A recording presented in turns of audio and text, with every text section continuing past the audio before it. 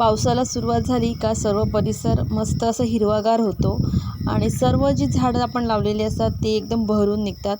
पण हाच पाऊस जेव्हा सतत पडतो तेव्हा काही झाडांचं नुकसान पण होतं.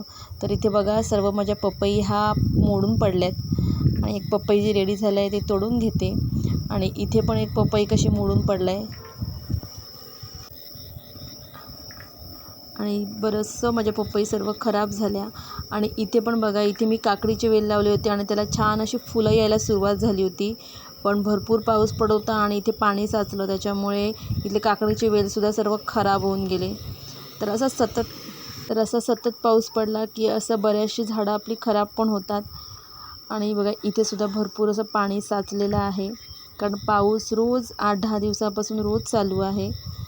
तर आता पाऊस जेव्हा थांबेल तेव्हाच ह्या झाडांना थोडंसं बहर चांगला येईल.